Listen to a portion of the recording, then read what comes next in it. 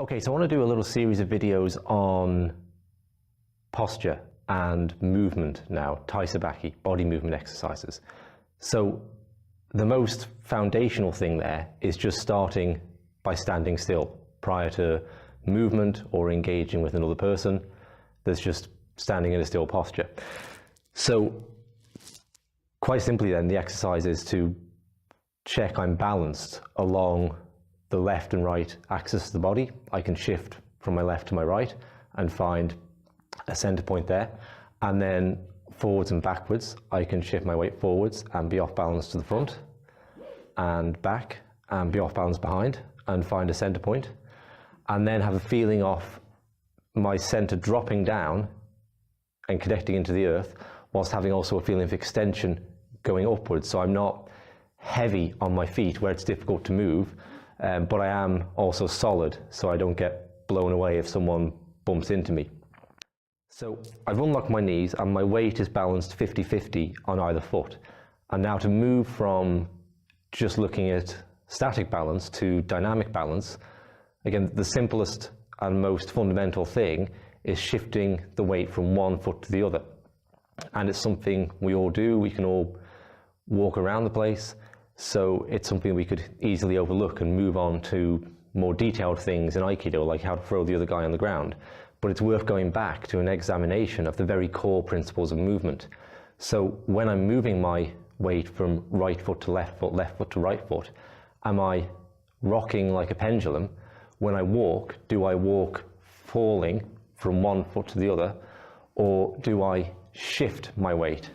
So I'm always balanced and able to respond to any changes going on with my practice partner in the movement.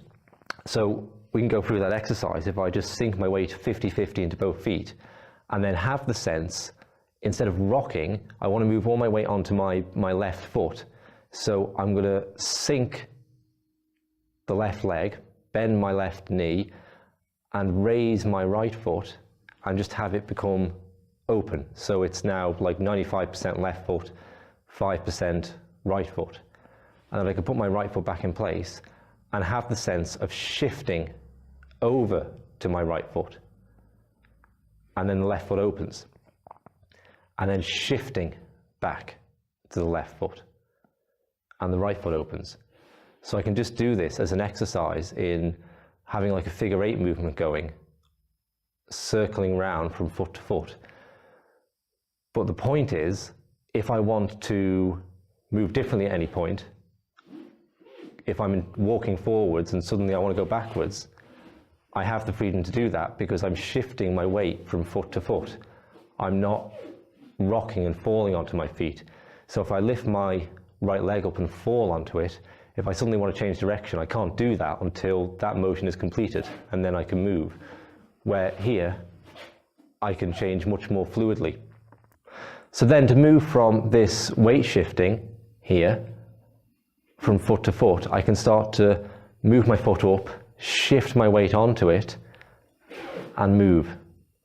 So I'm just studying the very basic thing, forwards and backwards, of how to feel like my pelvis, the whole of my body, is reaching into my feet with each step, and then I'm bringing that into any movement I might make in Aikido, where I feel like at any moment, if I want to change direction, I can do so, because I'm always creating these little loops. Every backwards motion contains the potential for every forwards motion, which can lead into a backwards motion, and the same with left and right and diagonal.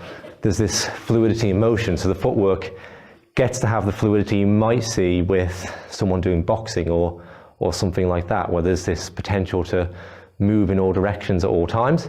And I fundamentally think that's like a more interesting way to study and a more interesting way to examine your own body and its capacity to move in a way that's kind of, you know, a bit kind of yin and yang and Taoist, where each extremity flows back into the opposite direction, and yeah, more martially functional as well.